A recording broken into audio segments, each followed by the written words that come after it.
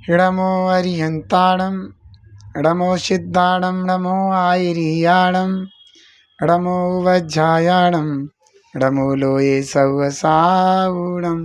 बोलो 24 तीर्थंकर भगवान की, पंच परमेष्ठी भगवान की, जिनवाणी माता की, गौतम गणधर देव की, आचार्य श्री कुंद कुंद स्वामी की, आचार्य श्री शांति सागर जी महामुनि राज की, आचार्य गुरुदेव श्री धर्म भूषण जी महामुनि राज की, आचार्य श्री सम्यक्त भूषण जी महामुनि राज की, आचार्य भगवान समंतबद्ध स्वामी को हृदय से श्रद्धा के साथ नमस्कार करके ग्रंथादिजात श्री रतनकंड साहुकाचार्य जी की ओर चलते हैं। हम आचार्य श्री समंतबद्ध स्वामी द्वारा रचित यह ग्रंथ बड़ा ही उत्कृष्ट और महान ग्रंथ है। इसके माध्यम से आचार्य भगवान ने श्रावकों के लिए एक श्रद्धा, ज्ञान, चारित्र कैसा होना चाहिए, उनका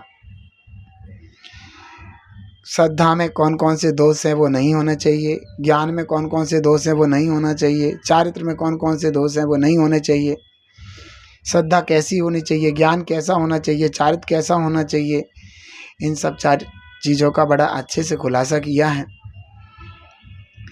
यह ग्रंथ श्रावक के लिए एक ऐसा ग्रंथ है कि बहुत ही महत्वपूर्ण ग्रंथ है कि श्रावक इस ग्रंथ को पढ़ करके अपने जीवन का उत्थान कर सकते हैं, अपने जीवन को पवित्र और महान बना सकते हैं। तो इस ग्रंथ में प्रथम सम्यक दर्शन अधिकार चल रहा है और इस सम्यक दर्शन अधिकार में भी सम्यक के 8 अंगों का विवेचन है और उसमें भी वात्सल्य अंग, आज वात्सल्य अंग का स्वरूप आचार्य भगवान कहते हैं। हम चल करके देखते हैं कि वात्सल्य अंग का स्वरूप आचार्य भगवान ने क्या कहा है। स्वयुत्थान प्रति सत्यभाव सनातापेत कहितवा पतिपत्तिर्यथा योग्यम वात्सल्यमभिलप्यते।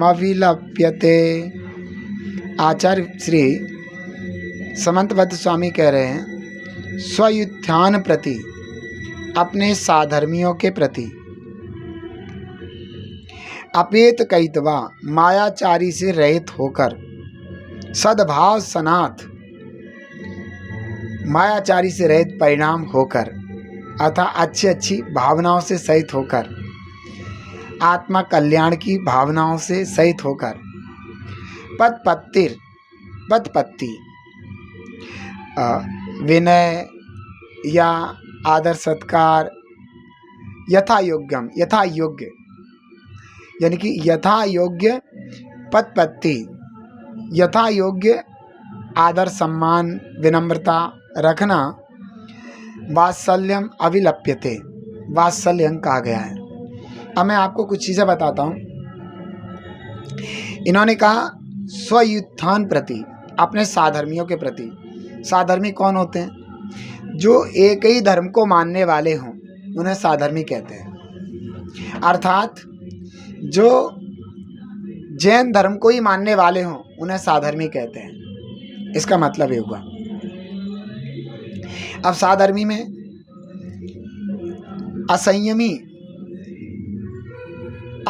असंयमी अव्रत सम्यक दृष्टि से लेकर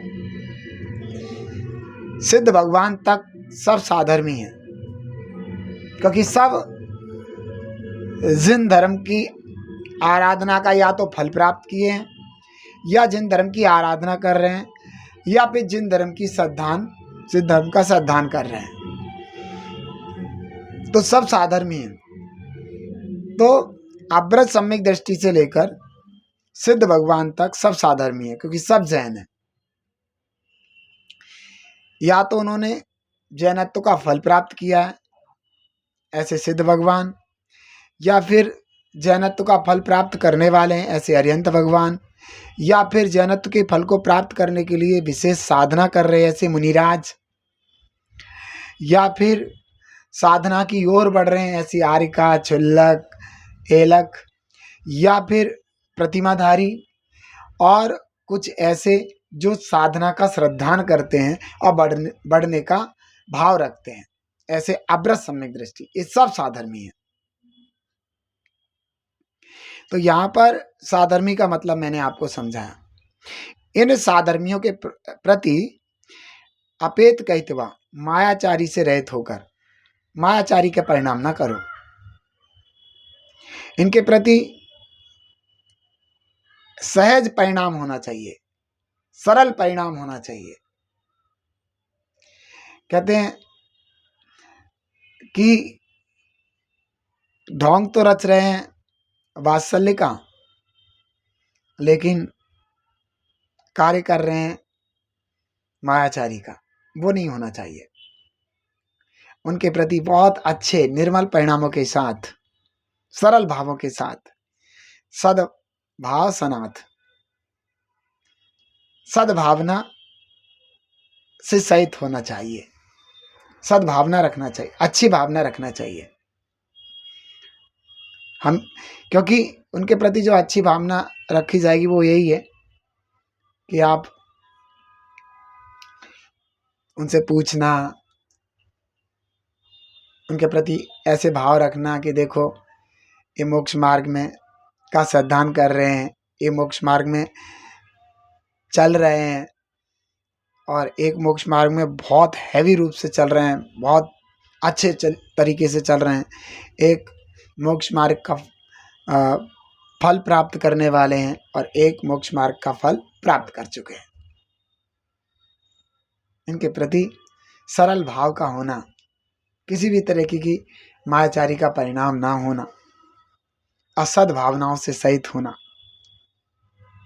यथा योग्यम प्रतिपत्ति, और यथा योग्य इनके प्रति विनम्रता रखना, आदर सम्मान रखना। यथा योग्य क्या, जैसे अब्रत सम्यक दृष्टि है और आप भी अब्रत सम्यक दृष्टि हो, तो उसके प्रति जय जिनेन्द्र जी, आओ जी, आप ठीक हो, आओ घर में भोजन कर लो। आजकल कोई इस महीने कोई तीर्थ यात्रा गए आप कहीं, मतलब आपने कौन से स्वाध्याय में ग्रंथ लगा रखा है, आपका स्वास्थ्य अच्छा है, आपका धर्म के प्रति भाव अच्छा लग रहा है, बहुत अच्छी भावना करना। ऐसे ही अगर व्रती लोग हैं तो उनके प्रति आप धन्य हो। जैसे प्रतिमाधारी हैं तो जय जिनेन्द्र जी, आप धन्य हो, आपने व्रत प्रतिमा ले रखे हैं, आपका जीवन कितना अच्छा है, कितना बढ़िया है, आपने कितना पुरुषार्थ किया है, हम नहीं ले पा रहे हैं, आपने व्रत प्रतिमा लेकर के अपने जीवन को सार्थक कर लिया है। मेरे भी परिणाम ऐसे हों, मैं भी व्रत प्रतिमा ग्रहण करूं। आगे क्षुल्लक, एलक, आरिकाओं के प्रति कैसा भाव रखना। क्षुल्लक के प्रति इच्छामी, आपने जो क्षुल्लक की अवस्था ली है या एलक की अवस्था ली है, मैं भी आपके जैसी अवस्था की इच्छा करता हूँ,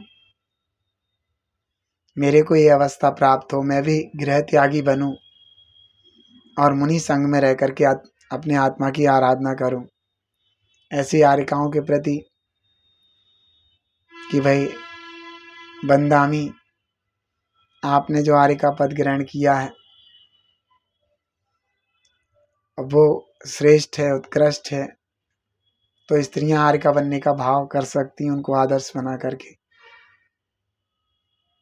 पुरुष लोग भी इनकी अनुमोदना कर सकते हैं कि देखो आपने स्त्री पर्याय का बड़ा उत्कृष्ट कार्य किया है। मुनिराज हैं, उनके प्रति नमोस्तु, धन्य है। पंचम काल में जो श्रावक मुनि बने सो महान है। ऐसे भाव उनके प्रति रखना, उनके प्रति भक्ति, उनकी वैयावृत्ति, उनका आहार आदि विहार आदि में खूब अच्छे से घुल मिल करके साथ रहना और आशीर्वाद लेते रहना कि मैं भी किसी दिन दिगंबर मुनिराज बन करके अपने आत्मा की साधना करूं। आप धन्य हैं, आपने ही पूर्ण रूप से अपने मनुष्य जन्म को सार्थक किया है। आप धन्य हैं, आपकी धन्यता महान है। ऐसे ही अरिहंत भगवान को, हे अरिहंत प्रभु, आपने शुद्ध उपयोग का फल, केवल ज्ञान की प्राप्ति और वीतरागता, ये सब प्राप्त किए हैं। भगवान, मेरे जीवन में भी आप जैसा शुद्ध उपयोग मुनिराज बन करके हो, और मैं भी घातिया कर्मों का नाश करके आप जैसे स्वभाव को प्राप्त करूं, अपने निज स्वभाव को प्राप्त करूं। सिद्ध भगवान के प्रति, हे सिद्ध प्रभु, आप मेरे आदर्श हो। आप मेरे वास्तविक आत्मा के स्वरूप को बताने वाले हो। आप ही वास्तविक शुद्ध आत्मा हो। आत्मा का संपूर्ण कर्ममल से रहित हो जाना ही आप जैसी अवस्था का प्राप्त होना है। हे भगवान, मेरे जीवन में वो दिन आए कि मैं भी गहन आत्म साधना के फलस्वरूप आप जैसे परम सिद्ध स्थान को प्राप्त करूं और अपने जीवन को धन्य बनाऊं। इस तरीके से यथा योग्य जो विनम्रता है, आदर सम्मान है, ऐसा जिस जीव के अंदर होता है, जीव का वह परिणाम वात्सल्य नाम से कहा जाता है, और वो जीव वात्सल्यमयी कहलाता है। सम्यक दृष्टि का यह अंग उसके जीवन में आध्यात्मिकता का संचार करता है, आत्मा से परमात्मा बनने के लिए एनर्जी छोड़ता है, और उस जीव को भगवान बनाने के लिए एक बल प्रदान करता है। तो वात्सल्य अंग के बारे में हम सबने जाना सुना, और अब से हम सभी वात्सल्य अपने अंदर धारण करने का प्रयास करेंगे, और अति शीघ्र भगवान बनकर के शाश्वत सुख को प्राप्त करेंगे। इति शुभम।